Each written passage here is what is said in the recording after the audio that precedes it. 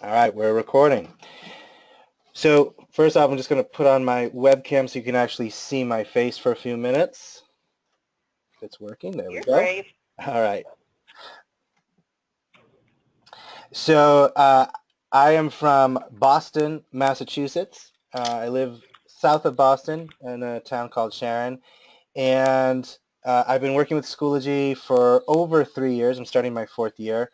I'll go into my little bit of my background, and then also we'll go over the agenda of what we're going to do today, as well as go through the different features in Schoology regarding a leadership role.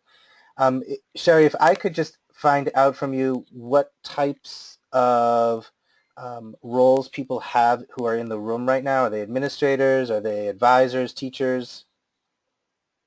We have principal, assistant principal, department head, teacher, but yeah, leadership roles on a campus, yeah. Okay, great. A variety of different leadership roles. Awesome. And as that's great. And feel free, once I show you the agenda, feel free if there are any questions or if there are certain areas you'd like me to focus on or not focus on, I'm happy to do that and personalize the experience for you all. So I'm going to turn off my webcam. First, as I said, a little bit about me. I am from a town called Sharon, Massachusetts. Have a wife and two kids. One's in middle school and one's in fifth grade. I've got two dogs who you might hear in the background, so I do apologize in advance for that. My whole family and I love to box, and we love to ski, and I personally like to garden. That's my little area where I get to sort of have my creative side come into play. Um, in my real life job, my full-time job is I'm the Director of Online Learning and Student Support at Hebrew College. It's a small professional graduate college outside of Boston. We service over 1,500 students worldwide across 5 continents. And our focus is on education, Jewish studies. We have a rabbinical school, a cantorial school. We also have a Sunday school component, where middle schoolers and high schoolers come to learn. My role is to work with the faculty on instructional design. I'm often referred to as the go-to person for Schoology or the Schoology guru at the college. And in addition, I also teach the graduate level a couple of courses in special education. The 3 companies that you see below, those are companies with whom I consult regarding how to do instructional design, how to implement their features into Schoology, as well as into other platforms. So our agenda for today is based on from what Gina shared with me and a little bit from what Sherry shared with Gina, is as follows. We'll do a little bit of an introduction to Schoology. Have you used Schoology before? Are you brand new to Schoology? No, we've had it well, 5th through 12th grade, we've had it for 1 year Okay, as a district. fantastic. And do you have the enterprise version? For 5 through 12, we have the enterprise version. Okay. So is the group that's here, are you familiar with courses, groups, and resources? I believe courses and groups for sure. Okay. So I will just touch upon those because I want to make this as meaningful as possible for you.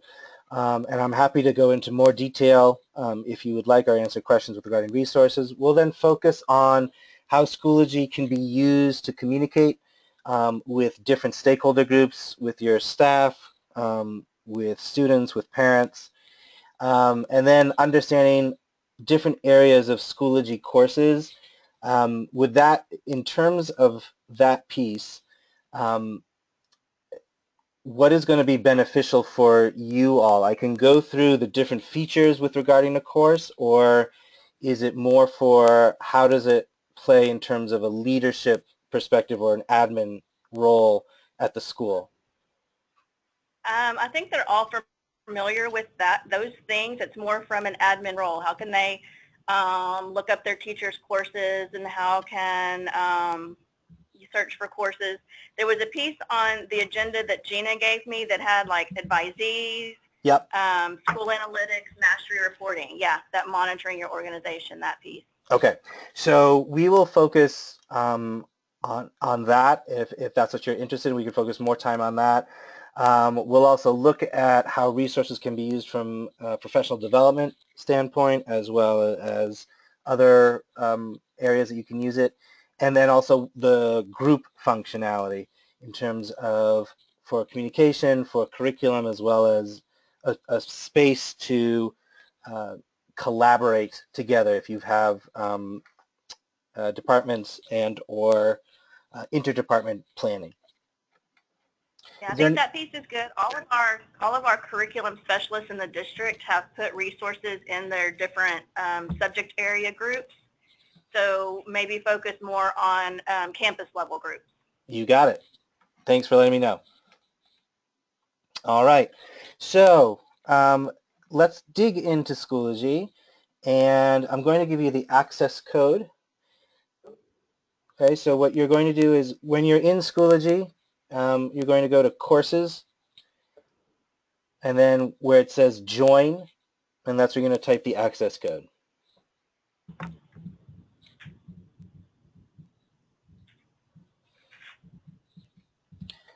And just so you know, the access code is not case sensitive, and you don't need the hyphen in between.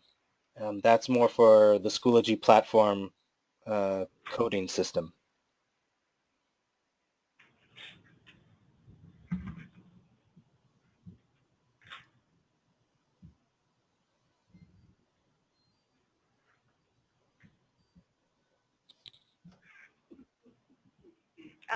I like your all of your graphics. Oh, thank you. I'm doing a course tomorrow on course design. This will probably be an example. Great. Feel free to use it. It's yours to play with. Is everyone have so just so I have a better sense, is everyone looking at one screen, or is everyone looking at their own individual screen, or is it a combination? Combination. Everyone has their own device, and we have you pulled up on the projector. Okay, great. And is everyone logged into the course? Yes, we're good. Awesome. You guys are fast. This is great.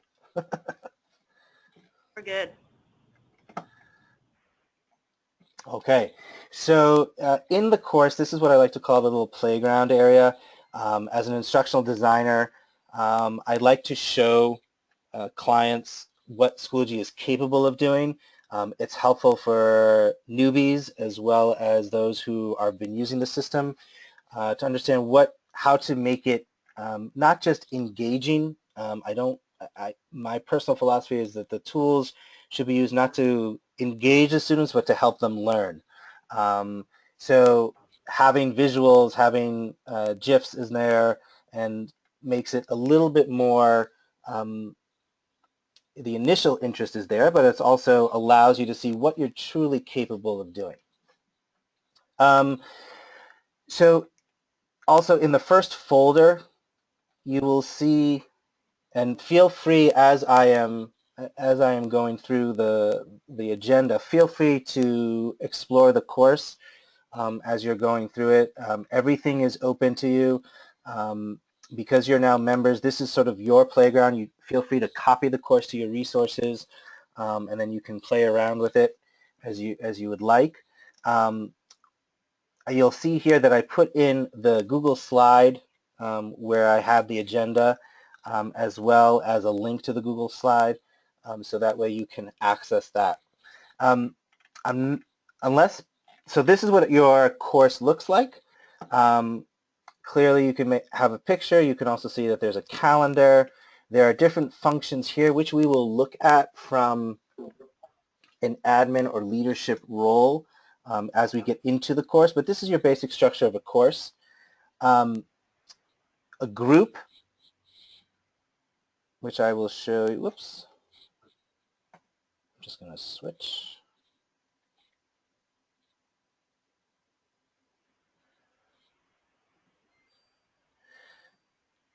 In a group, you have a lot of the functionalities as you do in a course. The main difference is you're not using the grade book. That's the main difference. But you have all the communication capabilities as you do in a regular course. I'm sorry? We didn't say anything. Oh, sorry. um, and in terms of resources, materials, you can put in the same materials as in a course. It just doesn't have the grading feature.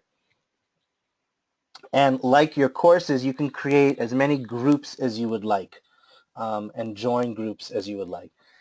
And finally, resources. This is an area it's very similar to a CMS or a content management system. It allows teachers, admins to put their own personal materials in there and they can carry it with them. You can also make something public if you wanted to share something with all 18 million Schoology users. And you can also create groups. So for example, as Sherry explained, if the department, the English Language Arts Department has a group in resources, they can put all their materials and suggestions in that group. No one else can access it, and it's a space to build and collaborate together. Would anybody like to see either the courses, groups, or resources in more detail? Which one? The courses. Okay, courses. Sure. So in courses, this is a lot of people like to design their courses based on their teaching style or philosophy.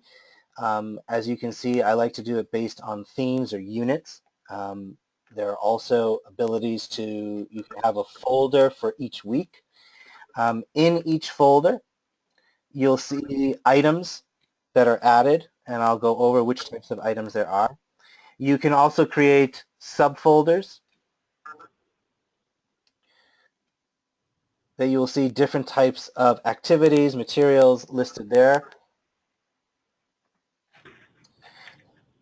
The two main functions that you want to use in a course are add materials. Adding a folder is very similar to what you do when you're organizing your computer files. Are you a Google Apps School or Office 365? 365. Office 365, okay. So you're also able to add that app and connect that app. Have you done that already, district-wide? Yes. You have, okay. So you're able to then access your Office 365 files through your OneDrive feature and then add it to a particular course. Would it be helpful if I go through each type of material? Is that something that would be useful? No, I just want to look at like discussion one. A discussion one? Sure. Yes, discussion. So in discussions, so I clicked on the red folder and you'll see here's my introduction discussion. You can put the instructions as well as you can add graphics to say where or how they are supposed to put a discussion board or enter in a discussion. I've also, in mine, I have a rubric. So you can grade based on rubrics or based on a standard grading scale. It's up to you. And then here you'll see the star indicates that this is me, this is I who is writing, and I can then enter in my text.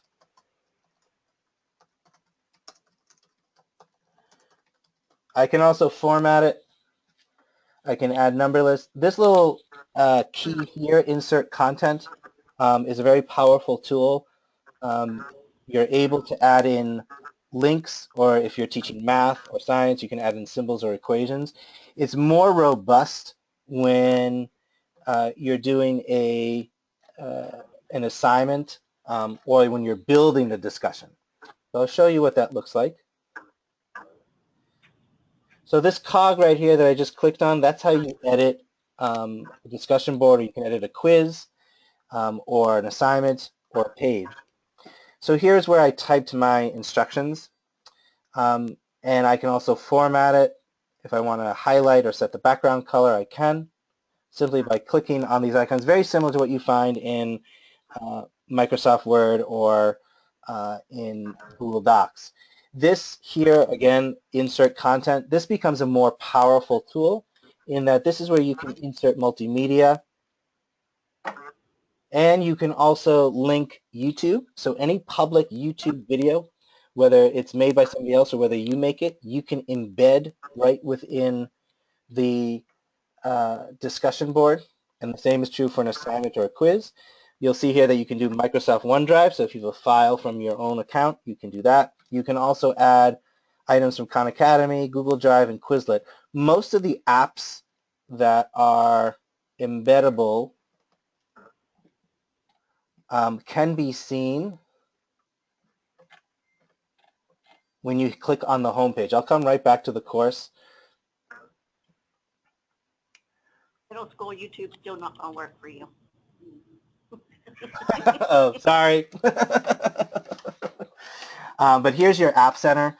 And this is where your admins, your IT people will come in, and they can add all of these different apps or programs, so that way Schoology and the specific app will play nicely with each other. So it'll allow, for example, for me to embed from my Dropbox or Microsoft OneDrive.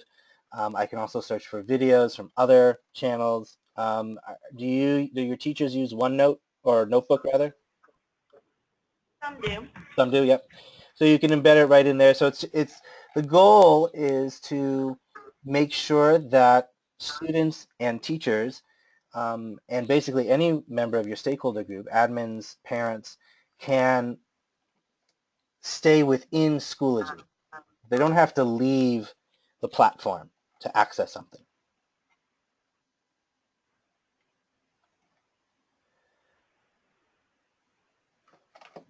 So if I wanted to embed an item, I'd click on Insert Content.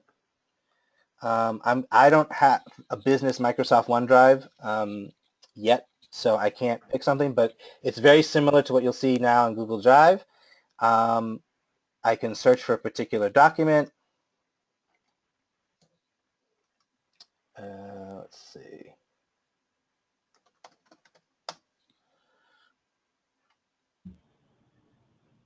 And I can either link it, so it's just a link or a hyperlink.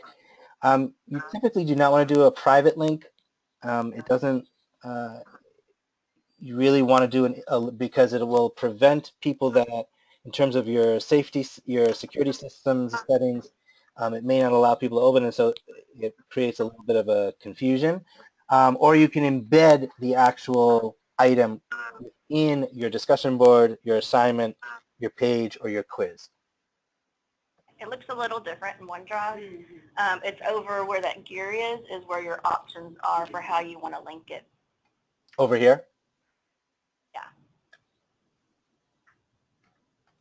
The embed's pretty neat, though. It is very neat. It's a very useful tool.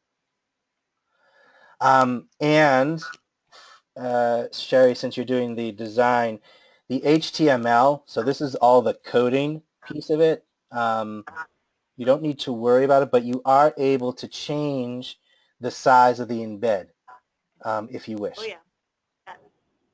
I do that all the time. Yep. I don't know anything about HTML, but I can change the size of anything. It's a very useful feature. That's one of the, I'm going to be presenting that at Next in Chicago in July on how to use that feature with different third-party apps. So it's a cool feature to use, and it's pretty, once you get the hang of it, and it's pretty easy and a powerful way to make your pages and discussion boards look really sharp. As you can see in a discussion board, you can set a due date. You can also enable grading if you wish. And there are grading options as well in terms of setting the time. There is a separate information about that in different trainings. If there is time and if that is something you are interested in, I'm happy to spend some time going over the grading features within Schoology. You can have your learning objectives. So I'm not sure if you have, if you follow the Common Core or if you have your own state standards. but you can add them here in the learning objectives. You can also individually assign a discussion board or any type of material to a group. And you can also prevent people from seeing responses until they respond. And that's a useful tool with a discussion board. Sometimes you'll always have the eager beaver who will respond first all the time, and they set the tone for the discussion board. By requiring members to post before they actually see the other comments, it forces both students as well as members of the group to really have an equal voice. So that's also a feature that is commonly used as well. Any questions about the discussion board? No, that's good. All right, We're good. terrific. Okay, so now let's get into how do we use Schoology as a communication system. So I'm going to show you first off, because after all, we are in education and the focus is on people and kids.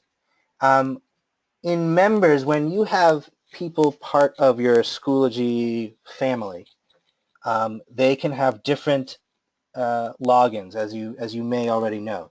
So you've got teachers, you can have students. So this is a particular student, Carson Amaro, and there you have the mom as well. And here you also have connections as well. So you've got parents, you've got students, and that allows you to communicate in several different ways. So as you know, Schoology is set to look like Facebook, and you can post an update as you would in Facebook. And this post to item here allows you to select to whom does the post go. So for example, I could send it to all Schoology educators, all 18 million of them. I can also just send it to my school. If I have a group of parents, let's say that they are part of the SPO or PTA, I can have a PTA group, and I'll show you how to create that. And I can just click it there, and it will only go to that particular group. The benefit is that you then see it on your feed, and this is the feed below, very similar to Schoology, to Facebook rather, and members of the group will see the feed. That's it. So you can designate it to a particular group. So if you wanted to post to, depending on your, on the culture of the school, if you wanted to post, to a particular grade, to a particular sports team, you can do it that way. It's a very quick way for people to get updates. Also, if the settings, if your IT person has established the settings that people will get notified when there is an update sent, every time there's an update sent, and they can also get an email saying there was an update by so-and-so for this particular group. They can go back and take a look. So that's the update feature. You can also... Okay, so 1 second. So notice he was from home. He wasn't in a course. And right now I've given all of you campus admin access. So you would be able to do that for your campus. Now, for some of you, we'll have to do a little finagling a little later, because if you are a teacher on the master schedule, when you're uploaded as a teacher. So you can't, if I change you to a campus admin, then every night when we get a new upload, you're changed back to a teacher. So the way we work around that is to create a second account and link them, not merge them. So at the end, or you can email me later, if you are on your master schedule as a teacher, and sometimes even counselors are, or APs, because office assistants are assigned to you, let me know so that we can work on getting you a second account so that you can post the updates and have that campus admin access. Okay, go ahead, Ariel. Thank you, Sherry. Very similar to the discussion board, you've got editing rights. You can also embed. Notice you can't embed a video, but you can embed a link or an equation if you wish. Here, you can also add files. So if, let's say, there was a flyer that somebody made, you can go into your documents and click on the item, and it'll be uploaded. You can also do a link. You can also take something from resources, and you can also do an audio-video recording. The beauty of this is, especially with laws and regulations around ADA and the ARA, having multiple ways of disseminating the information is helpful. So you can always do an audio or video recording to enhance the communication. And finally, there's also a poll where you can ask what the question is, like what is your favorite ice cream or what is your favorite day? And then people, again, who are receiving this post or update can participate in the poll. If you make it open to everyone, then everyone can. If you only focus on parents, then only the parents would receive it. Finally, this feature here, if the school has, or if you have a Twitter account or a Facebook account, you can also add it, provided that you have linked your Twitter and Facebook account. Most schools typically do not allow that, to have a teacher's own personal Facebook linked to Schoology for privacy reasons. But you do have that capability if there's a school account. So the admin, for example, if the school has a Twitter account or a Facebook page, you can add it here. So that way you don't have to post the same information multiple places. It can be done all at once.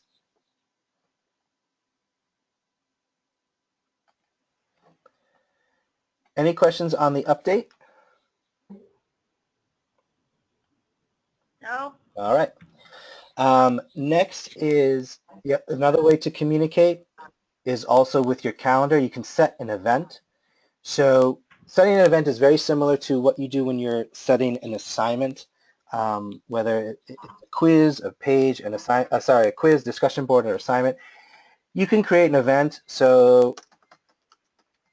And the beauty is that everyone who is connected, again, you can post it to a specific group. So for example, if I wanted to post that there was an ice cream social for the spelunking group only, then they would receive that invitation, and I wouldn't have to worry that the rest of the school would come because of the ice cream.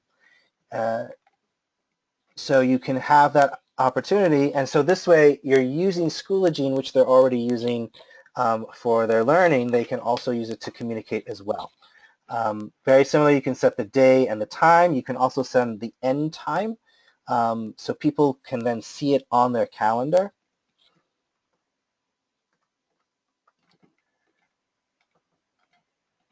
Just add that you can link your Schoology calendar to your Outlook. Yes. Do people want me to show them how to do that? Yes. Yes. Okay. So I'll do that right after the recent activity. In description, put what you would like. Again, you can put a file, link, something from resources. You can also put an announcement. You can have an RSVP, which is useful for head counts, so you know how much ice cream you will need. And again, as you can post it and then click create, and it will post.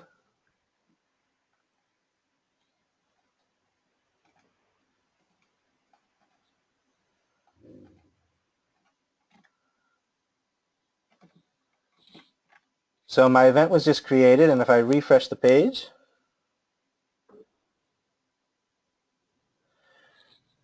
my calendar comes up.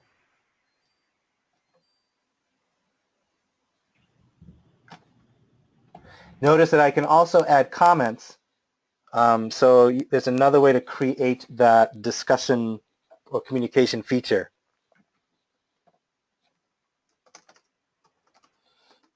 So everyone within this group will see it.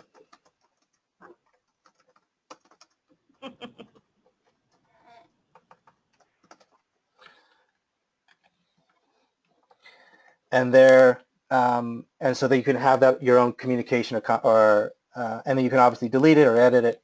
To add your calendar,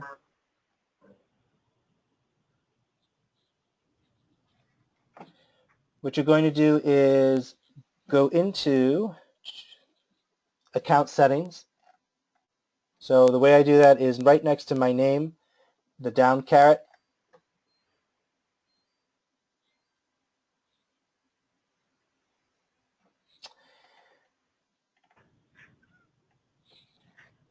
Share your Schoology calendar. Access your Schoology calendar from a different calendar tool, Outlook, Google Calendar. I click Enable, and then you have this iCal link. So what it doesn't do is it doesn't walk you through the steps on how to add this link in Outlook or Google Calendar. Both programs do it slightly differently. There is information on the Schoology support page on how to embed your calendar. If you click on this little icon right here, it brings you to the support page. And you can type in embed calendar.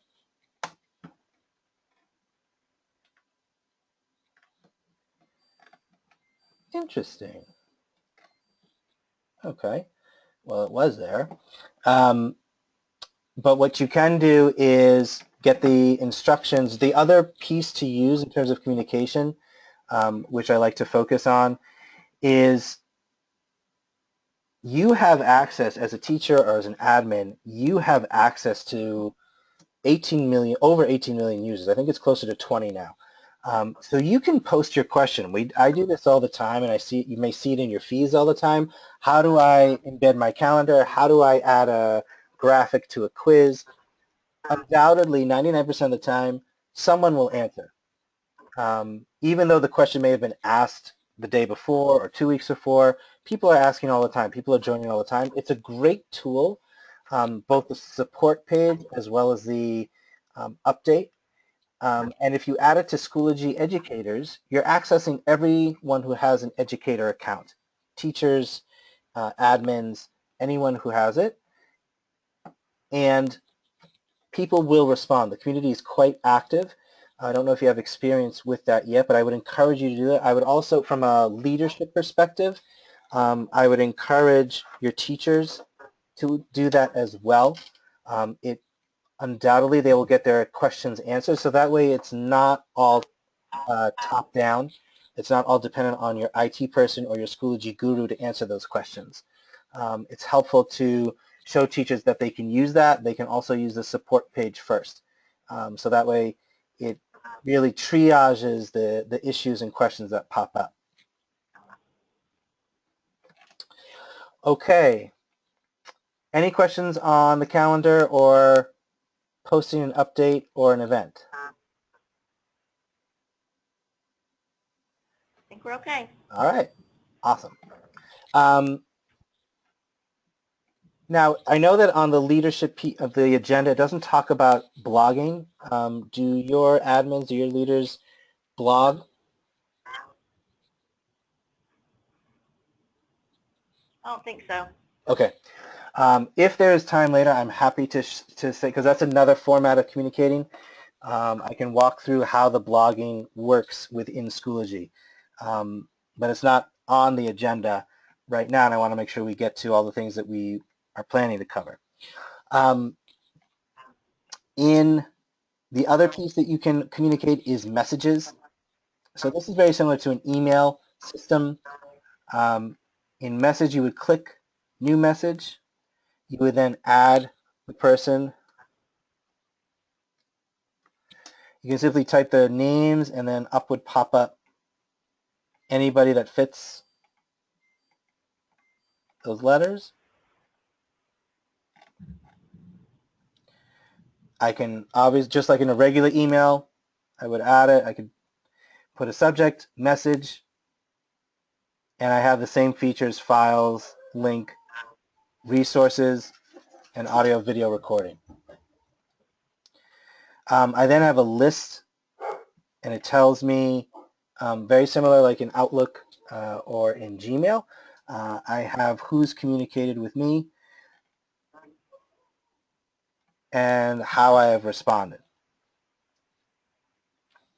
So the benefit of this is depending, so Sherry, do teachers and students and parents use their emails to log into Schoology, or do they have separate username and passwords?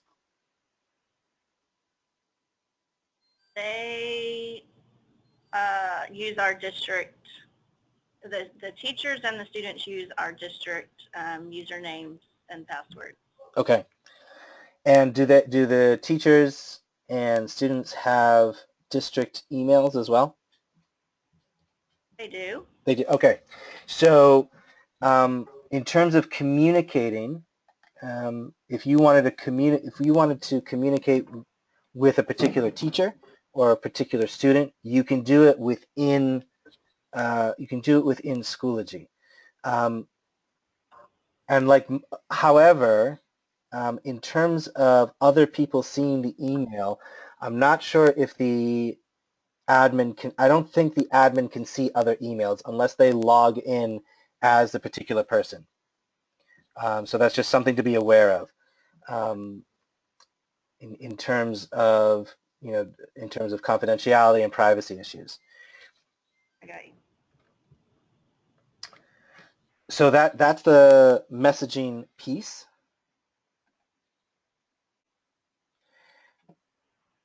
Now, within courses and in groups, so we'll go back to our course.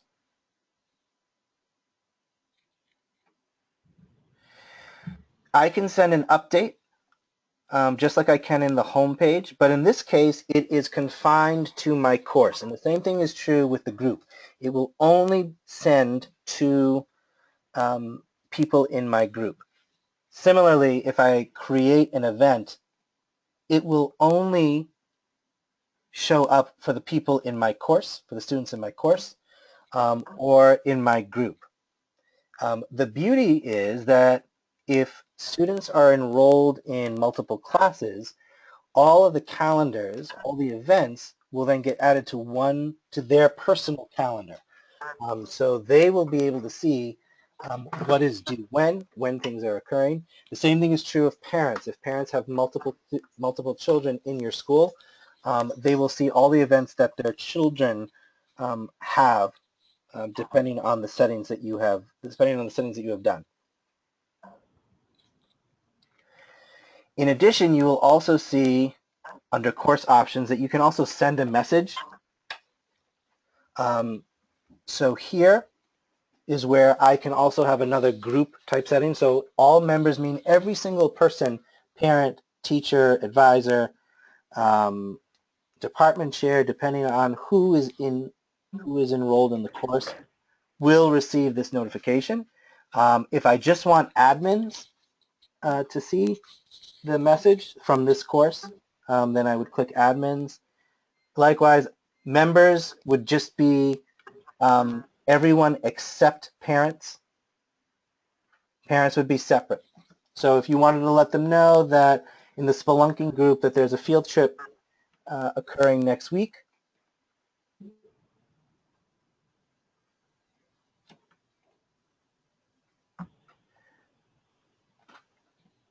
then I would be able to, under group options, send a message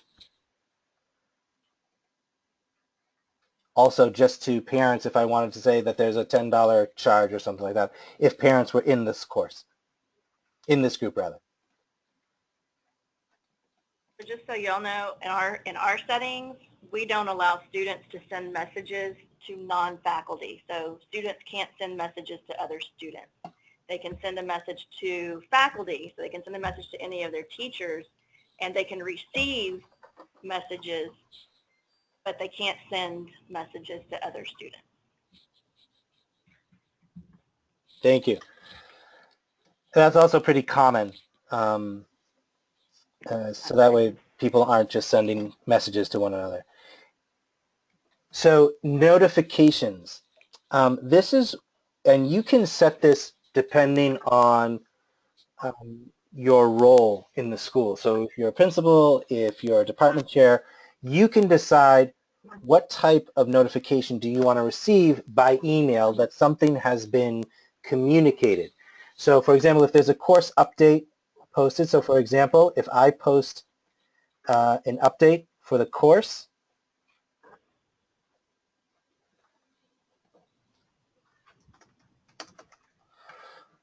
and in notifications, I will receive an email that there was an update. The benefit of this is, given the age now where everyone is receiving tons and tons of information digitally, and especially since almost everyone is walking around with a pocket computer in their pocket or purse, you have access all the time and you're available all the time. And sometimes, you're not necessarily going to receive a feed, an update, unless you have your email open. So people have this as a way to remind that, oh, I should take a look at what the update is. It's also helpful for students with organizational issues in terms of keeping everything tracked, that, okay, ordinarily I wouldn't necessarily get the update, but, oh, I see there's an email, let me open it up and check it. The other piece, depending on your school's policy and culture, you can also ask for a text message be sent to a phone.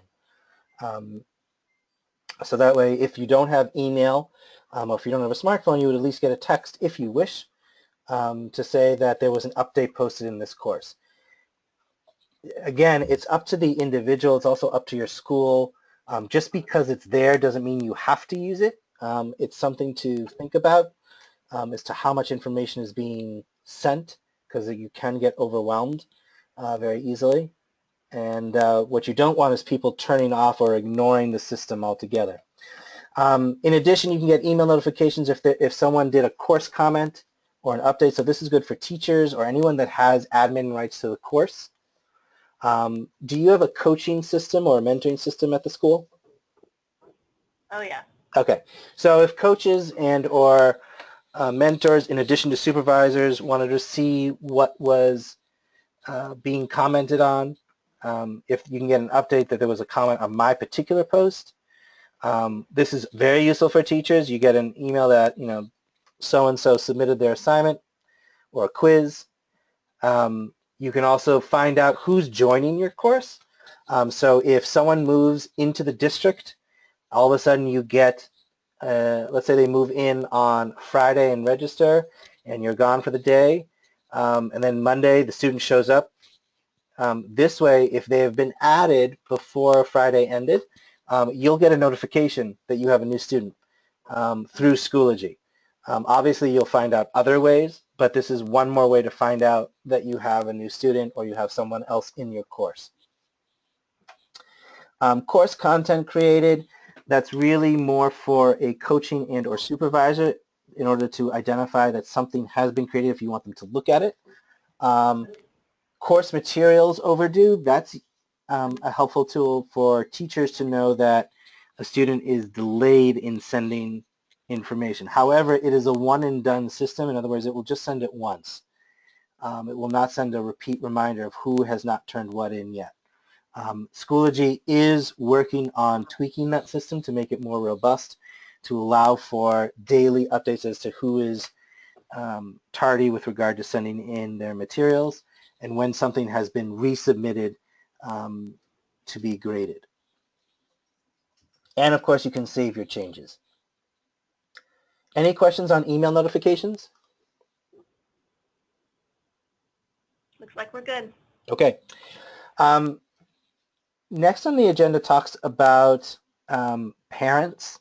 Have the parents been, in terms of what they're able and not able to see, has that already been set up and decided upon? Parents have permissions in our system, but I don't know how many people are giving parents access codes. They're not automatically uploaded.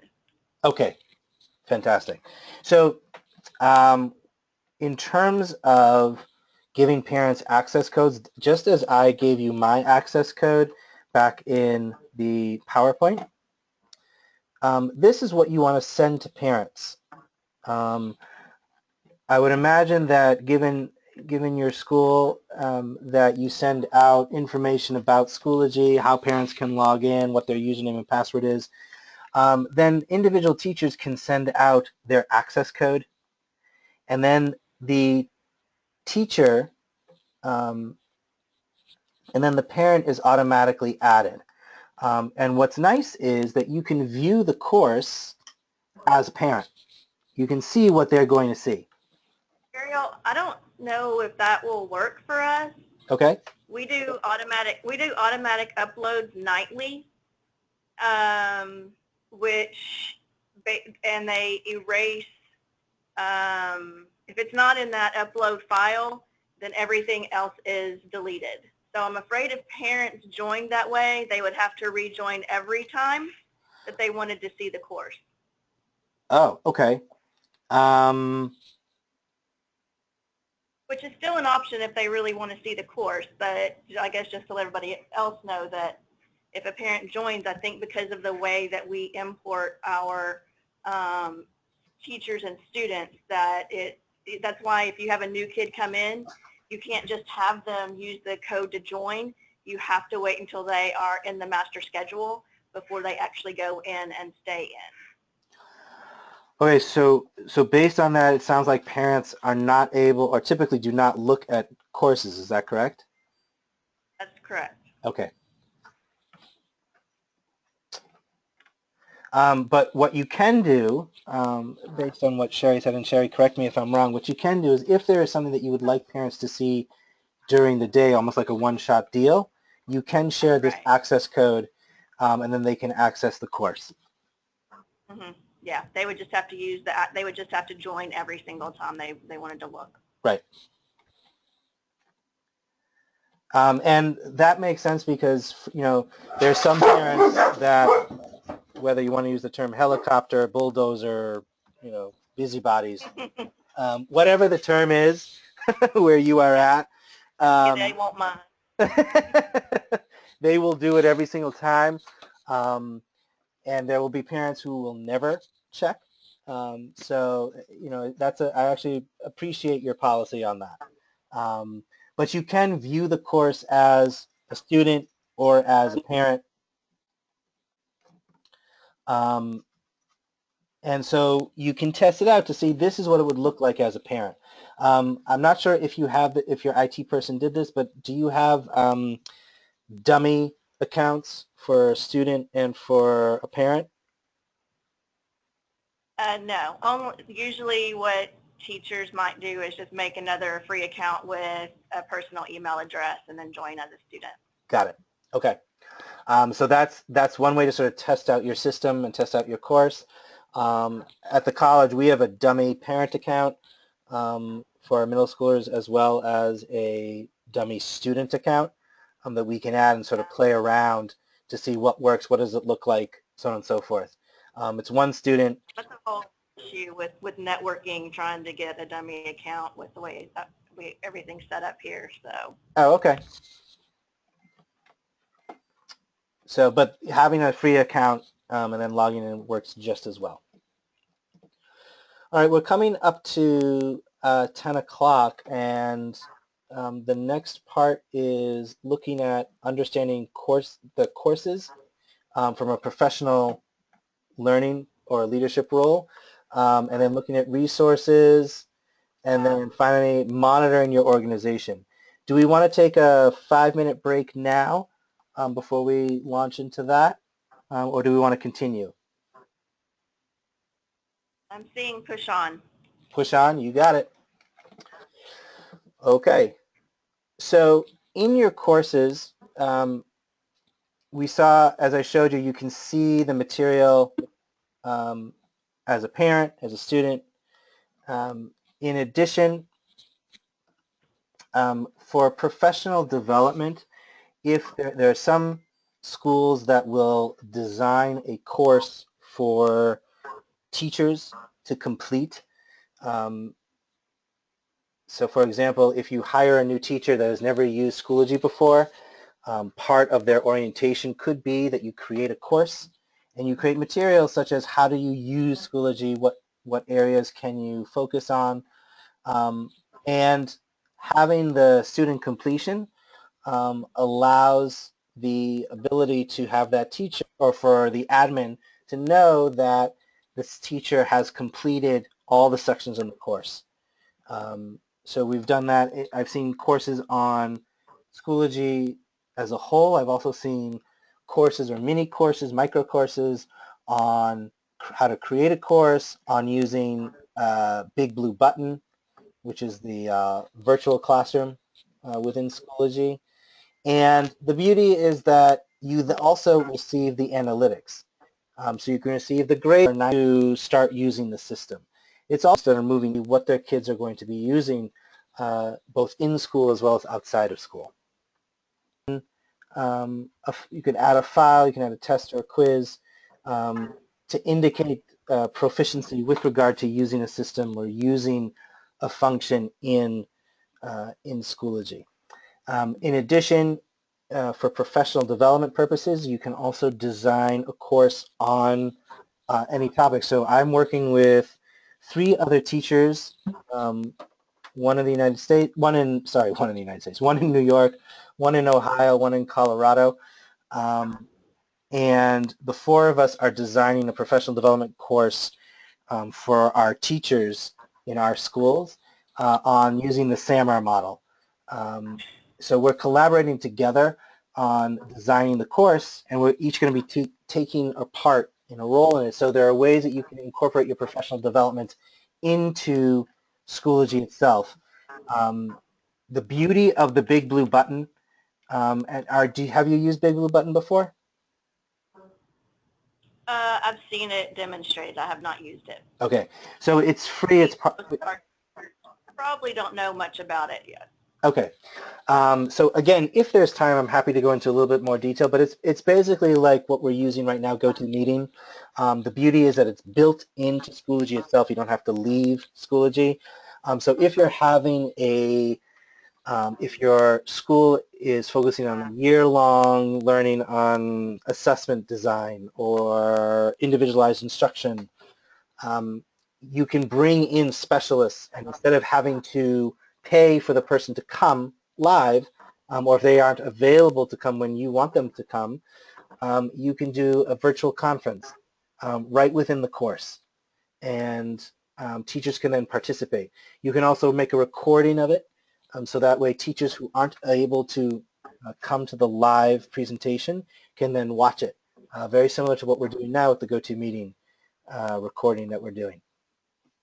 So there are plenty of opportunities to use the course as a way for professional development. You can also use it for coaching as well, where teachers have goals that they need to reach, and there could be as simple as a discussion of how did I meet my goals? What did in what ways did I meet my goals, and what ways do I need to work on my goals for the month of September? So there are those options as well with regard to using a course from a professional development standpoint. Not sure if your system uses badges. Does your school use badges? Some schools do, some don't. Okay. So badges, I'm not going to necessarily go into the history of it, but it's basically a way to sort of identify that a teacher or a student has mastered a particular area. So you can design your own badges. So for professional development, if you wanted to have an ad badge on, using OneDrive, you can also design, attach a file, shape, setting, and then click submit. And it would show up here, and then you can assign it to the individual person. That's helpful in terms of the teacher knowing that he or she has met the requirements. It's also helpful to know from an admin's perspective who needs to earn that badge, who left, and what other areas you want to focus on. It's a visual way of doing it. You can also add, just like you do you follow Common Core? Do you have state standards?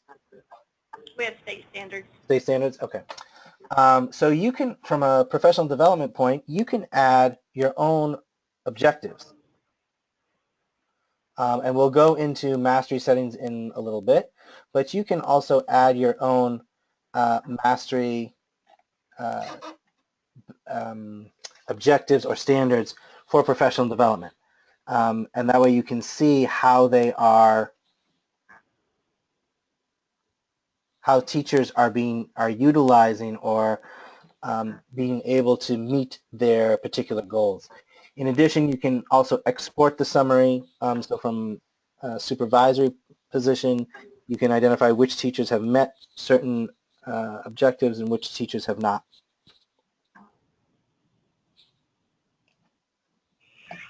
Any particular questions about how to use courses from a leadership perspective or a supervisory perspective?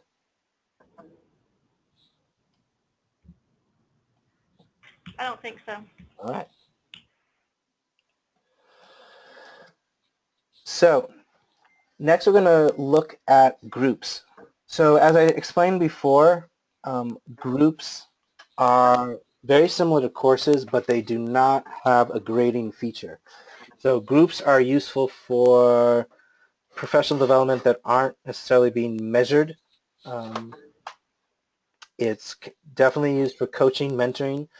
You can also use it for extracurricular activities, use it for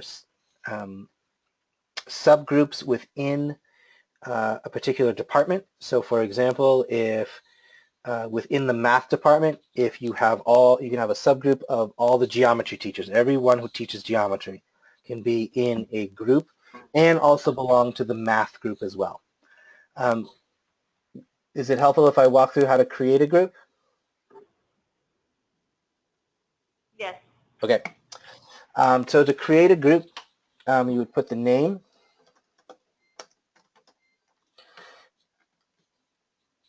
You can put a description. Privacy setting means that everyone has access to this group. You can use, so everyone would mean everybody within becomes a public group outside your school. If you just do the school, it's only accessible to people in your school, and members must be invited. Obviously, if you only want a particular group, if you want it to be contained, you can do that. You can allow people to join, and you can make it open that anyone can join. So for example, if you were focusing on Schoology users and you want to know how Big Blue Button was used, you can then say this is a group that talks about the use of Big Blue Button, and then anyone that's in Schoology that uses Big Blue Button will have access. Anyone can view your group, can join. You can allow requests, or again, just have an invite. So there are two settings here to think about in terms of who do you want to see that there's a group, and how do you want them to have access to it. Can that get changed after the group's created? Yes.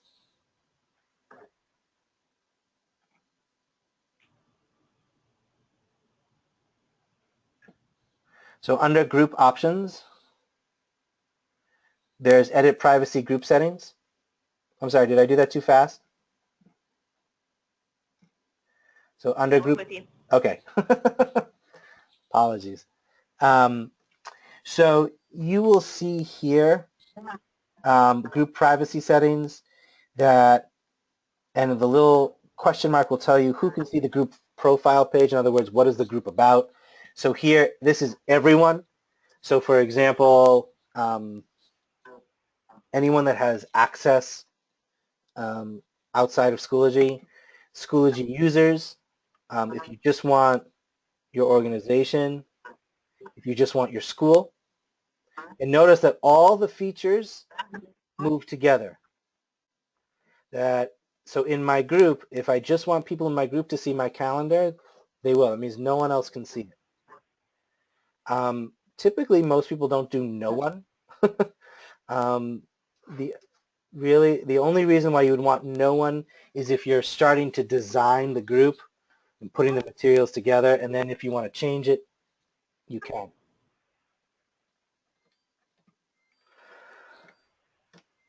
You can also decide who can post an update. So for example, if a sports team or if there's a science club, if you just want the teacher to be able to post an update, they can, versus teachers and students. Comment on group updates. Again, how restrictive or open you want to be is really up to you as a school. And here's a piece in terms of what parents can see. Now, again, I would imagine that if parents want to see a group, just as with the class, they'd have to have access to that code each day. Is that correct? No. Oh, Groups, they'll be okay. It's just because of our the way we automatically upload our students and courses every night. got it. What SIS do you use? Oh, it's a dinosaur, Chancery. Oh, okay. All right. Yeah, you probably never heard of it, huh? I have not. I will tell you that we use Genzabar, but we have not had the two programs talk to each other, so the amount of behind-the-scenes Yeah. work that needs to be done is outrageous. But Yeah. Yeah, I don't know. We do have it. I mean, it's like an export out of Chancery and then an import in. Anyway, we have a great networking department who has figured it out. We're super excited because next year we're moving to Skyward for our SIS. oh, nice. So we're going to be able to do a lot of integrations with Schoology. Yay. What are you going to do with all that free time? Yeah, unfortunately, that's not me getting free time. I'll have more training to do. There you go. So parents visitor setting, parents can view a child's group. Um, again, visitors. So in the college, we've created a guest login. So that way, people who just want to see what a course is like or see what what a group is like, they can go in. They can't do anything. They can't communicate with anyone. They can't add anything or apply to an assignment. They simply can look. So I'm not sure if you have that or want that feature, but you certainly can um, as an option. So what do you think about groups on a campus? I mean, we have our groups that content specialists have created where they have the playlist, but what groups could you use on campus? I was trying to set up a group right now for my admin team. Oh, perfect. So, but when I go to add them, some of these people, they're not. They don't have an account. Yeah, that's because we automatically added teachers and students because they're in the master schedule. And then everyone else either had to send a request or your liaison had to send me a list of people to add. These people have Schoology accounts. I know that they do. Oh, okay. You just can't find them. You can always just give them the code and have them join that way. I would join the group. Yes. There should be a code over on the left. Yep. In your group. A green box on the left if you do down a little bit. Okay. I'm going to go over there. I even thought just for faculty in general, if you had your, okay.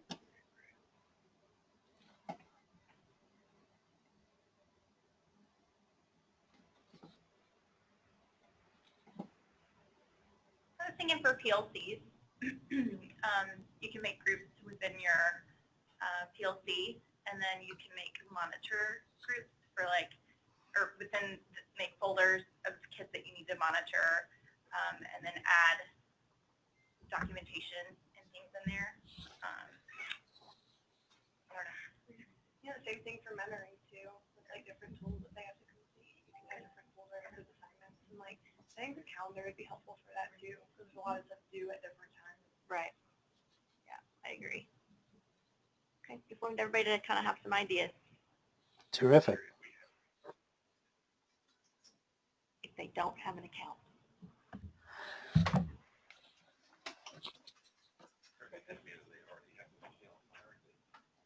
So you should be able to search for the person by clicking on the magnifying glass.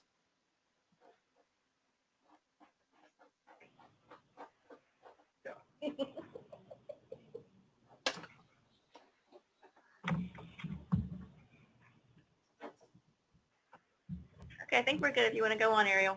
Sure. Also, you have the option below here. You can leave this group. The admin of the group will get a notification that so-and-so has left. And as you can see, there are discussions that you can have. You can also put albums. So if it's a, you can also put, and this is not just pictures, but it's also videos. So it's a way for the group to aggregate your materials depending on what the group is for. And to add an album, simply click on Add Album, put the title, the description. Here, the function is instructors and students can add media. If it's hidden, then only instructors can add media. So depending on how you want what the group's function is, people can participate or only the instructor can add it.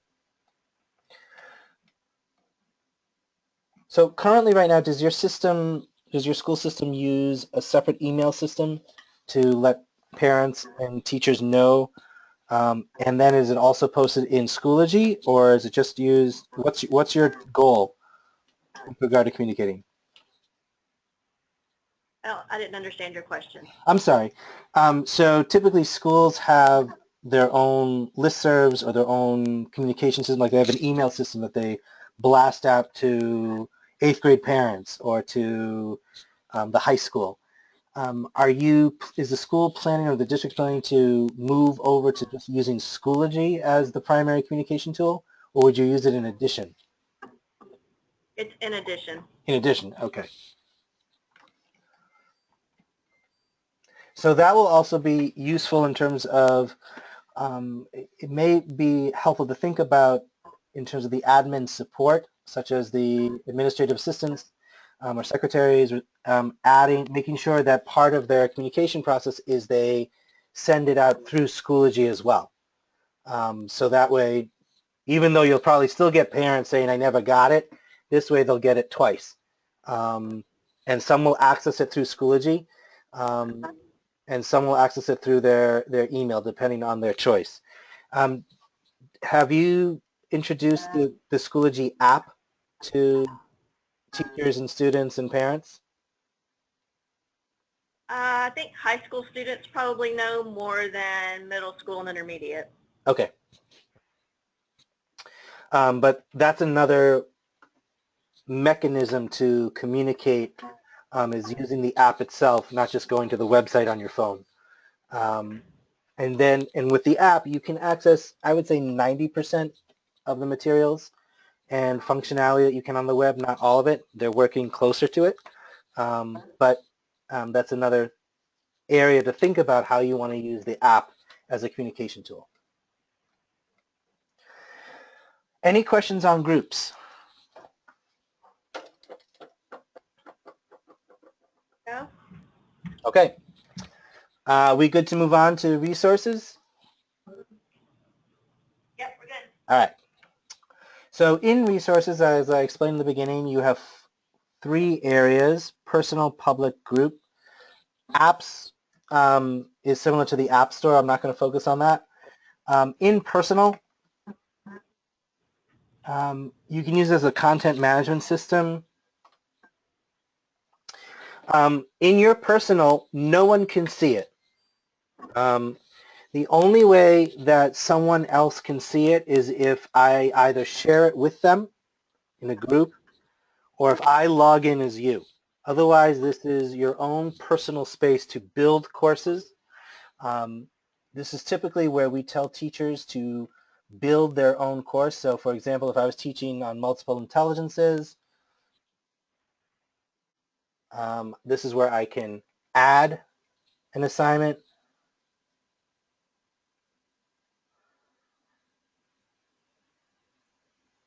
And I can put the name of it. I can attach a rubric or a grading system, and I can also align learning objectives. We're having trouble with the internet. It looks like our, Mine's offline. yeah. Our internet's doing some wacky things. I don't know if it's our access point or our internet in general. I was just letting everybody know. Okay, so can you see me or no? I see the board or no? We can see you, but you know, if we get disconnected or anything weird like that, you'll know what happened. All right. I'll send smoke signals. Technology. And then you would click submit. So I'm going to focus first on, since we did a little bit on the discussion board, a little more detail, I want to focus on what that looks like. So if I was creating a discussion board for my unit,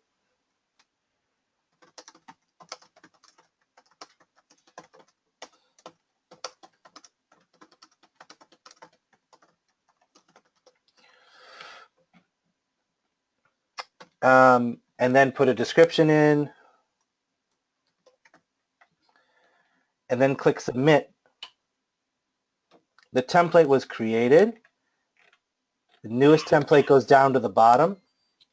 Now, unlike in a course, this is all that it looks like. So you can't see how the discussion board, where you would put a post or where someone else would put a post, whether they can do an audio or video. The reason is this is your building ground. This is your playground, if you will. This is where you put your materials, you design your materials. Once it is transferred over to your live course or group, then all those functionalities come back into play. To the right, you see a cog that says edit, so that allows me to edit my title or content. I can add to a course. So if I wanted to add this to our course,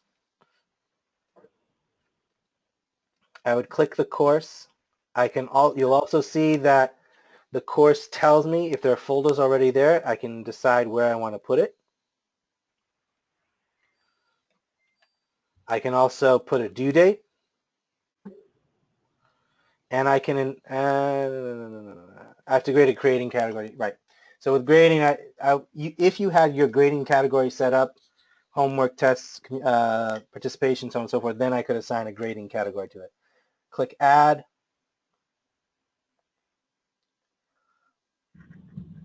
And then it will be added to my course.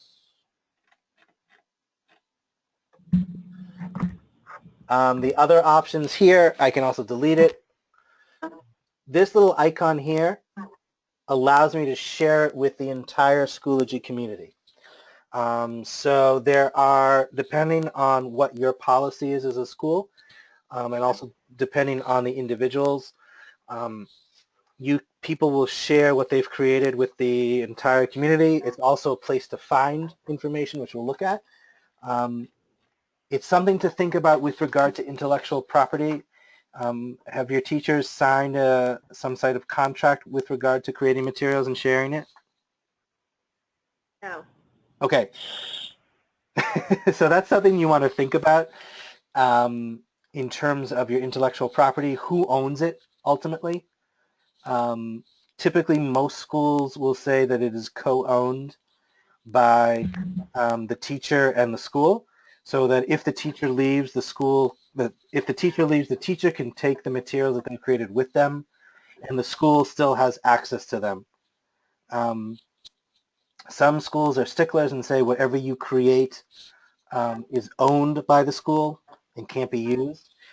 So that's something you may want to think about. And Sherry, I'm happy to talk afterwards by email and sort of share different in more detail if this is something that would be of interest to the admins. Okay. All right. So in resources, that's your personal playground. The public, this is where you can find and teachers can find anything under the sun. So for example, if I wanted to find something on the Roman Empire, I can choose by subject,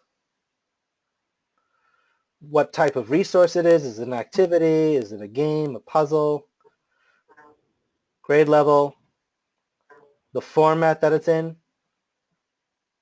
And just like when you're shopping online, you can decide if it, how you want the items to be listed. So I just click the magnifying glass. Anything that has Roman Empire in it is going to pop up. So here's a whole folder on Greek and Roman mythology. So this is useful for teachers who are exploring and having to design their curriculum or enhance their curriculum and revise it. It's also useful for admins to, let's say they want to find something on evaluation.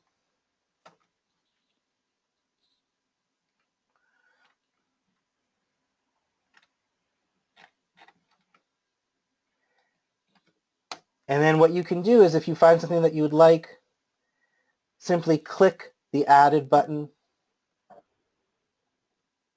and I can add to a specific course. So if I was teaching the Holy Roman Empire and I wanted to add it to there, I can.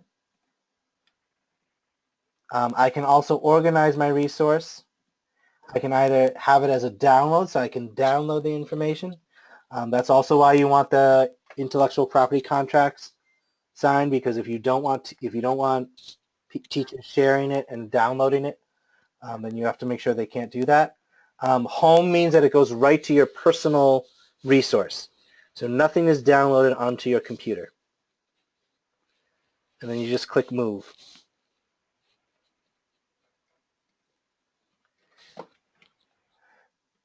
So that's a public resource. And then groups, that's somewhere in between. So if you have this, again, only people that are in your group, provided you've had that setting, can access whatever you put in this group. So for example, from an admin level, if you were putting teacher supervision policies, or if you wanted to create a folder on, if you were doing a coach method and you wanted to create a folder for each of your coachees and learn together, you can. From a supervisor, if you wanted to do that, you can. Just make sure if you are creating a group that you know who exactly has access to that group and who is in that group and what they can do to it. But a group is primarily used for, it can be used, traditionally it's used for sharing resources, sharing materials. If, let's say, the principal in the room finds an article that relates to what is the professional development of the year, whether it's differentiated instruction or competency-based learning, project-based learning, this is the place where you could put the article, so you can send it out by email, but instead of it being one and done, it's in this group. It's housed in this area, in the group resources that people can then add. So people can pull it out when they need to. It can be referred to. It can be shared again. Questions on resources?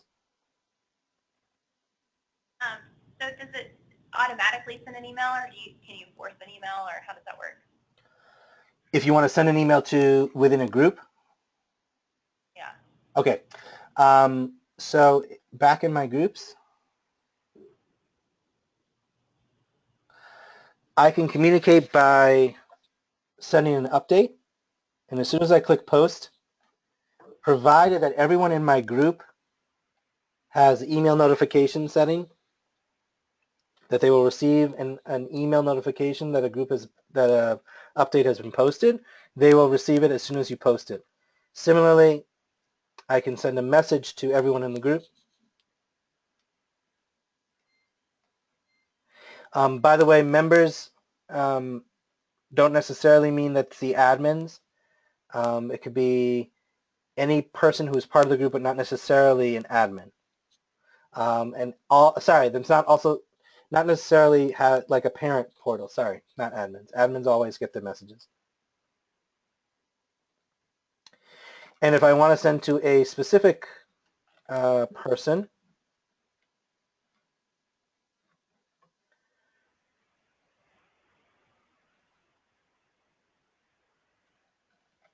oops, sorry.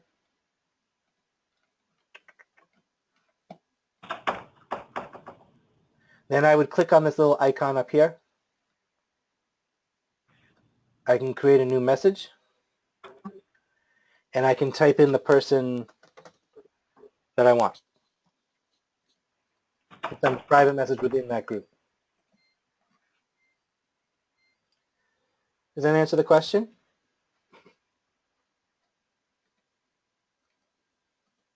Yes. Oh, yes, Okay. thank you. That's all right. No worries. And like in a group, you also have the polling feature as well, which is another way to communicate. All right. We're going to move on to the last section, which is monitoring your organization, looking at advisee permissions, course search, school analytics, and mastery reporting. Of those areas, is there one or more in particular that you are interested in, or do you want me to cover all four? Is there one that you don't want me to cover? I'm sorry, I was helping somebody. I didn't hear your question. That's okay. I just want to know, in the four areas of monitoring your organization, I'm happy to do an overview of all four. Is there one or are there more than one that area that you want me to focus on? Is there one that you don't want me to focus on? I think all four are pretty important. Course search and course analytics you don't have to go into great detail about, but I think advisees and mastery reporting are pretty important. You got it. All right. So let's start with the advisee permissions and mastery reporting. And if there's time, we'll do the course search and school analytics. So first, let's look at the advisees. So I'm actually really excited to present this because the college right now is revamping its advising program, and so I'm hoping that we can use this system here because it's really robust. I appreciate it. So in your advisors, what you're going to do is to access that particular feature, you're going to click on Manage Users. And here are all the people that you would see. Now, teachers don't have access to this. I would imagine only certain admins do. But you can create different types of roles looking at how you want to delineate groups in your school. So in terms of the advisor page, you want to look at parents, advisors, and here you can see that it is identified as what their role is, that Carson Amaro is a parent and Keisha is a lower school student. And you can see the connection to the parent. So now let's look at Karan Banks. He's a faculty member. If I click advisor, I can then type in who the advisee would be. And it will pop up. So this now means that Mr. Banks can now go look at will receive whatever information that the advisor is allowed to see. So typically that's grades, sometimes it's seeing actual courses. You'll know what courses the student is enrolled in, and you may or may not receive notifications that the student has submitted particular work. So you can do this individually, one by one, which is a pain in the tuchus, or you can also import as well. And using this function here under import, you can import a list of teachers with their advisors. Sorry, import. So this looks a little bit complicated. What you want to do is be able, sorry, I want import. So import, the nice thing about this is that it looks complicated, but it's really very linear, and it's Schoology does a good job, in my humble opinion, in terms of identifying how to import a class list. You just have to make sure that it's either an XLS or CSV file, and you want to make sure that the fields or the titles of each column are in this particular order and labeled this way. So it tells you what you should have. You can then attach the file,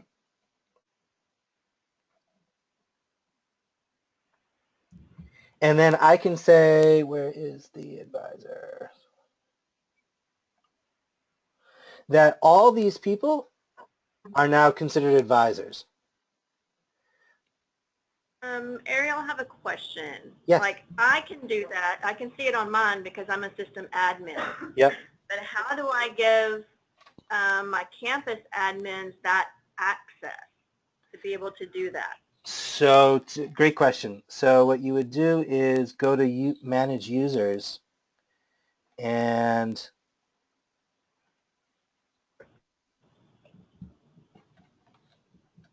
you would then Looking in permission, I don't know what permission it is. hold on. I'm going to switch to, for some reason, I can't access my permissions page, so I'm going to go into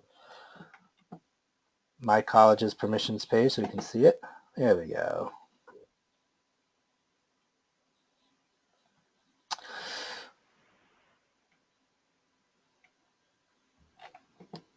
So it's under,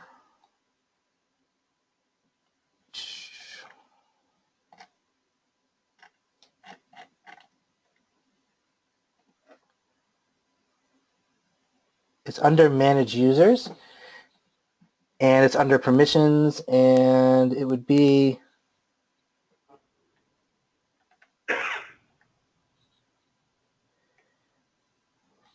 advisor access. I have that selected for them, and they don't have like those tabs or any way to set up the advisors.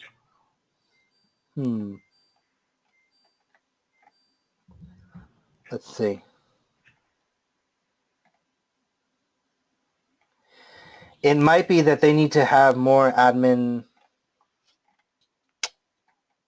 rights that they don't necessarily have.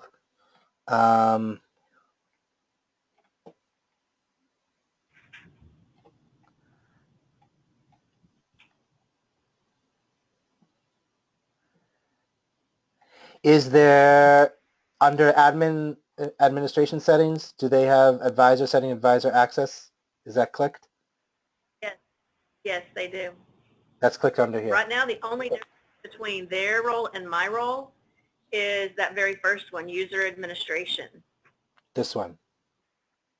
Yeah, Um, that's usually, yeah, sysadmin. right. It's a great, I'll get back to you on that. We have a, okay, all right. It's a great question. It's not like we're one, it's yeah, like 40 schools, so Right. they don't want access to all of that.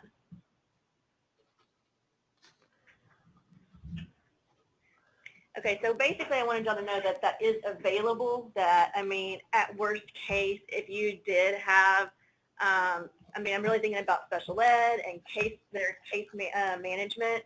At worst, we could get, you could send me an upload that I could upload those connections. I would still rather y'all be able to have the ability to do it yourself. Well, yeah. But worst, you could send me a file to be able to set up those caseloads.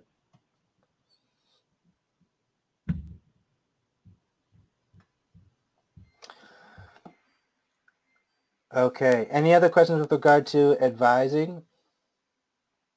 No. Okay. So let's look at mastery reporting. So with mastery reporting, you're going to go into your grade setup. So in this particular case, You'll probably have to go into a course that you own. correct.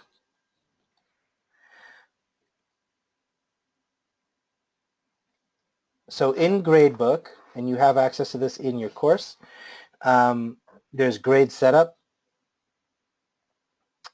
So this course hasn't been set up for grades yet.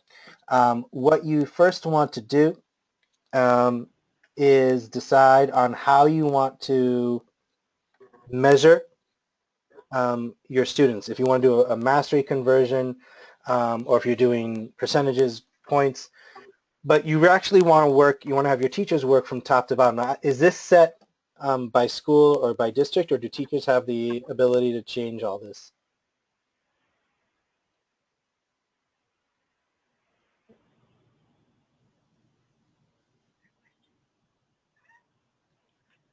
Sherry?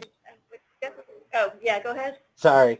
Do teachers have access to change the categories and grading periods, or is that set for them? The categories, yes, not the grading periods. Okay. So with categories, you can add your own categories. You can calculate it by total points or percent.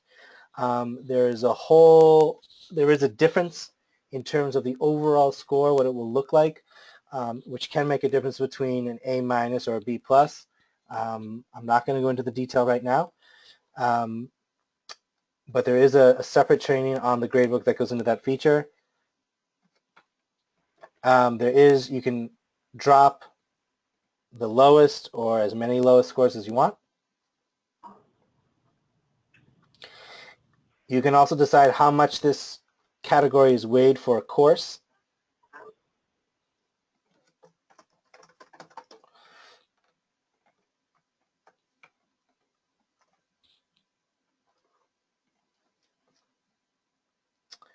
And if I weight it, if each one is worth equal, I can weight it to 50%. If I want homework to be only 30%, then it will calculate the percentage.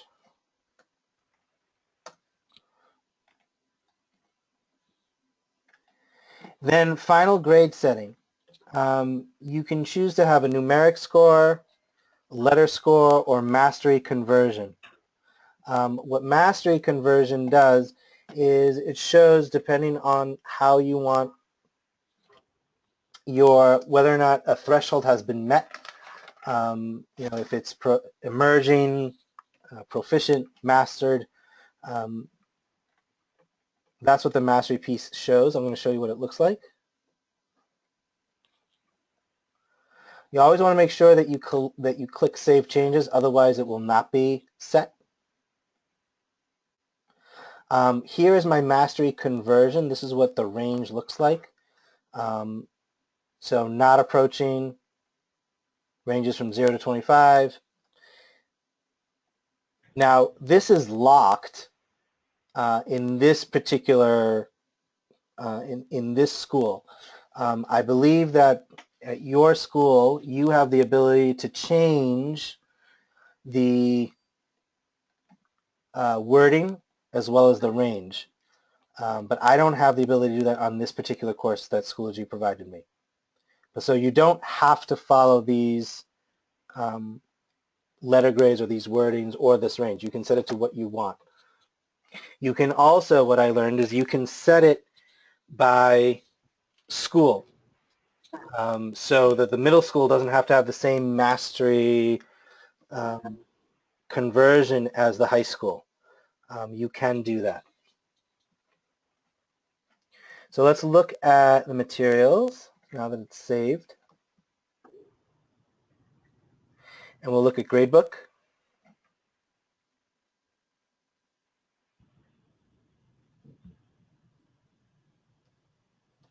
Now, obviously, because there haven't been any assignments done, you won't see that the grading period.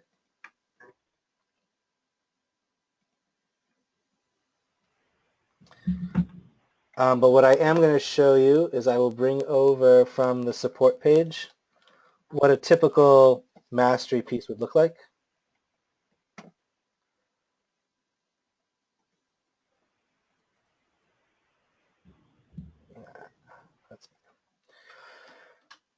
So depending on your learning objectives, you can see that, and depending on your mastery level, so they have one out of, I think it is out of 6.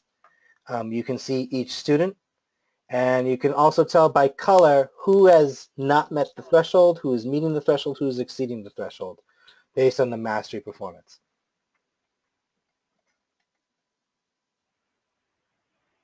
How are you planning to use your mastery system? Are you using it for your standards? Yeah, we're looking at using it for standards and for also some other skills, some cognitive skills. Okay.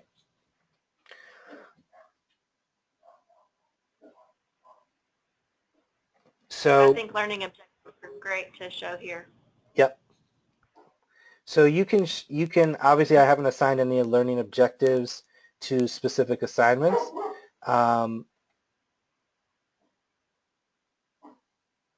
So I can set the achievement level that here meets expectation. The student has to reach a minimum of 50% based on their performance. And I can change this to whatever I would like. Same thing with exceeds expectations. And the grade overall learning objective typically would be the average to get a true sense versus the highest score. Display the achievement levels as numeric, or I could do, again, letter grades or mastery conversion, depending on how you wish to see the analytics, how you wish to see the results. But if you want to set objectives, you have to do that in a different area. Sorry.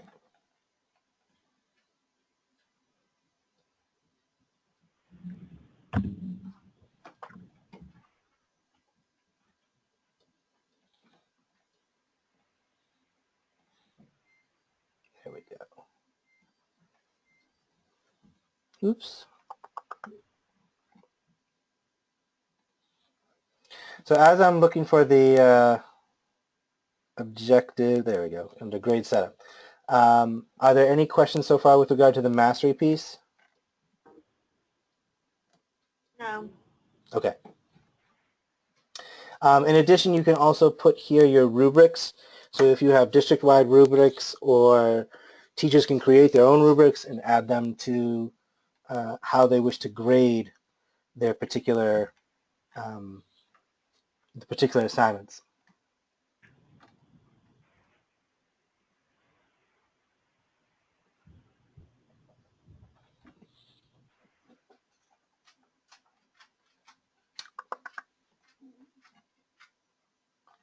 I don't know why I'm having difficulty finding it.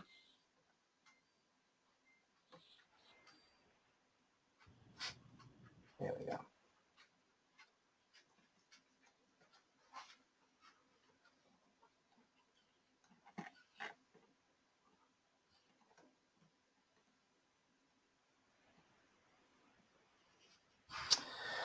Also, from an administrative point of view, you can also enable moderation of posts, which means that for groups and or courses, but primarily for groups, if a student or a parent posts something, whoever is the admin of that group can decide whether or not the post should be seen by others or whether it should be deleted. So this is a good way to have a sort of check and balance system. You can do this with your courses. You can do this with groups as well.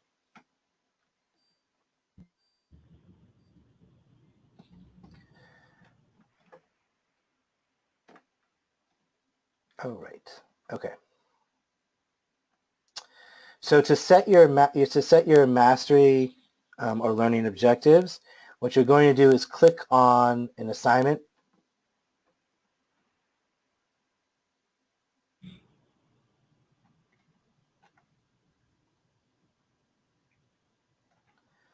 So I'll click on this. I'm going to click edit.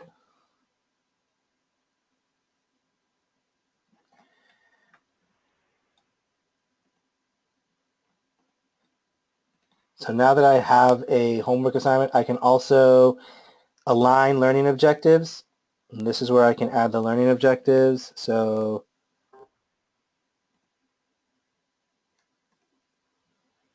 I wanted to do under math.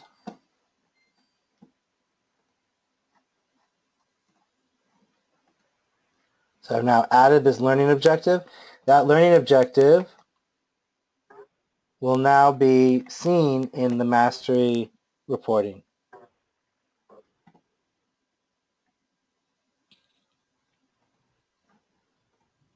Thank you.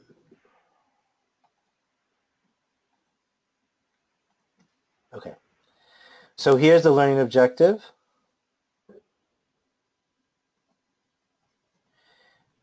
And obviously there are no grades right now, but I would put them in based once I've graded the students' work. And it would reflect on whether or not they have mastered if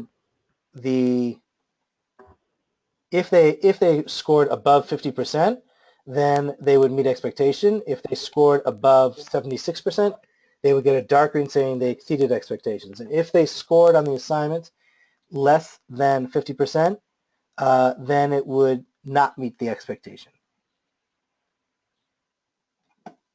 So that's how that would work.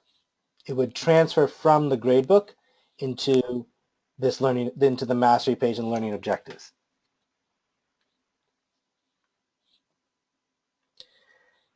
Any questions? Go ahead. We're good. All right. So if there are no questions on the mastery piece, then what I'd like to focus on is just on course search and school analytics. So to search for a course, click under courses. So these are all the courses that you are an admin, that you are enrolled in. If you want to see what all the courses are, these are all my courses that are current. I can click under archived. These are all the courses that I did teach that are not active anymore. And then if I click on course listings, that will list all of the courses in that school. In addition, I can also click under school. So if in your district you have different schools, you would see all the list of your schools listed here. Select the school that you want. You can put the course name. What's helpful is if you also are looking for archived courses, courses that were in the past, you want to make sure that this box is unchecked. And then it's also helpful to look by the instructor. For you guys, you probably would not want to use the course name because since it's coming out of Chancery, it's got all kinds of numbers attached to it. So if it's you're probably better off searching by the instructor's last name. Thank you. So you can also see, depending on your settings, you can also see deleted courses. Most courses should not be deleted. And that is also how you would search. I'm sorry? Yeah, they should not be. But here's the thing that always happens. People put, they make another teacher an admin on their course.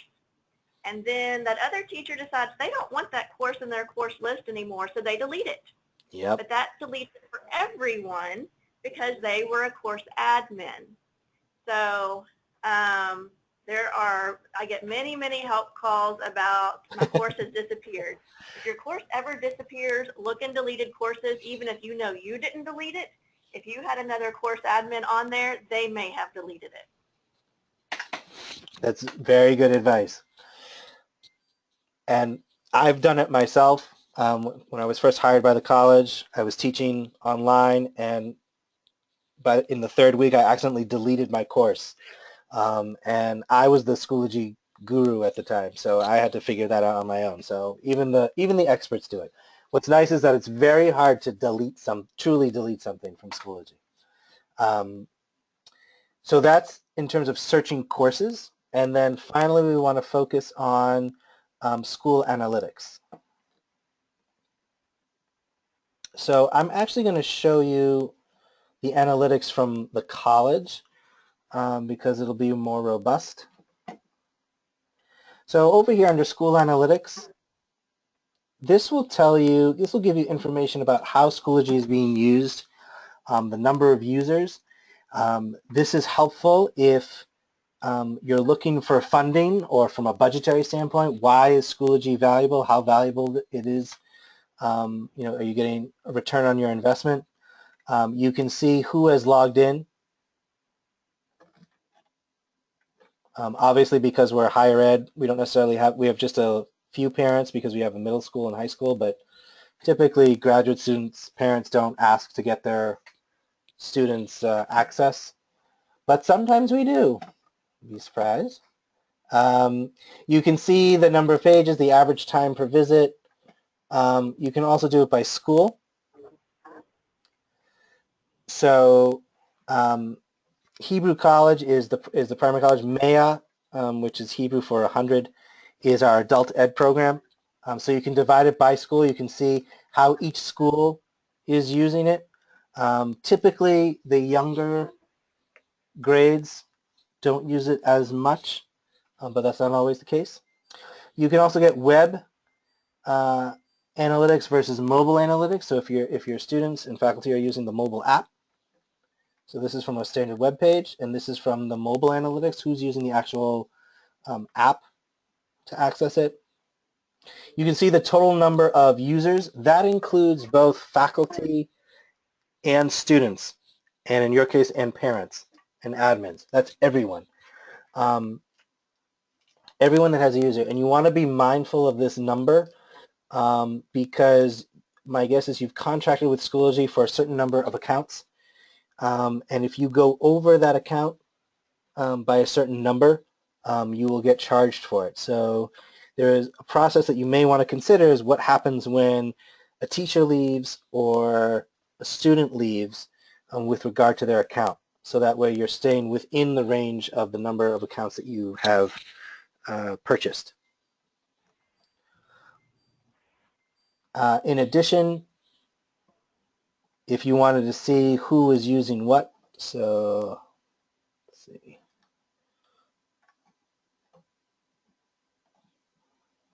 I can select the particular person.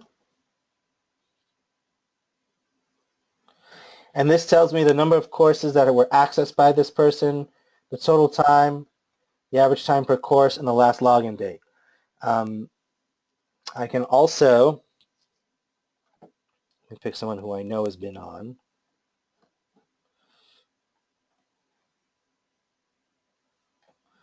So this is also helpful from a coaching perspective for teachers that are using Schoology for the first time, how often they're going on.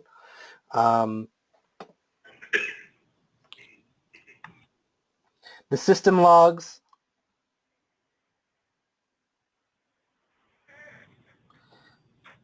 So this gives you a lot of information with regard to what browser they're using, why did they go in it. So if a teacher or a student has difficulty logging in, you can actually check what they did. They may have done something or someone may have logged in as them. But this is really more for your admin, your IT person to check this information out, but it's there.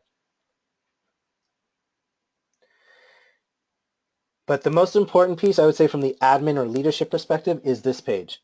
It tells you how your school is performing, how it's using the system, and in what capacity.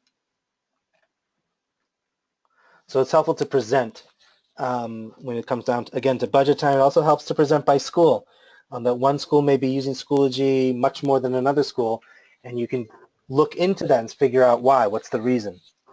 And it's helpful in terms of planning as well. Any questions about school analytics? No, we're good. All right. So that wraps up our session. We've got 3 more minutes. I can stay on for a little bit longer if there are other questions, if there was something that you would like to see.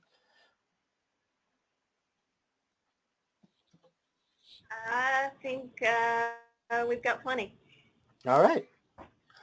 Well, it was a pleasure working with you and showing you these different areas of the leadership, looking at Schoology from a leadership perspective. On the page, the last page of the Google Slides, there's a survey that gets sent to Schoology. I ask you to take a couple minutes to fill it out. It's feedback on how I presented, how the presentation was, which will then be sent to Schoology, and that will help me improve my practice in presenting these to future clients. And it was a pleasure working with you and showing you different aspects of Schoology. And feel free to reach out. The course that you have that you were logged into is live. So if you have a question, feel free to go into the course and you can click on the update and send me a question if you have it. I will be posting the recording in the introductions once it's done formatting. I will post it here, and I'll send an update about that to you as well. And I do have yeah, one request. sure, Can you make me an admin on that course for a few minutes, for a little bit, because I want to copy it to my resources, if that's okay? of course. And then remove myself. My list of courses is ridiculous. Is anybody else want an admin? Would like to be an admin? If they do, I'll do it for them. I'll do Okay. it for them. You got it. Okay. Thank you. Terrific. Thank you, Sherry. Thank you for everyone your attention, and have a great day and rest of your week. Thank you. Thank you. Take care.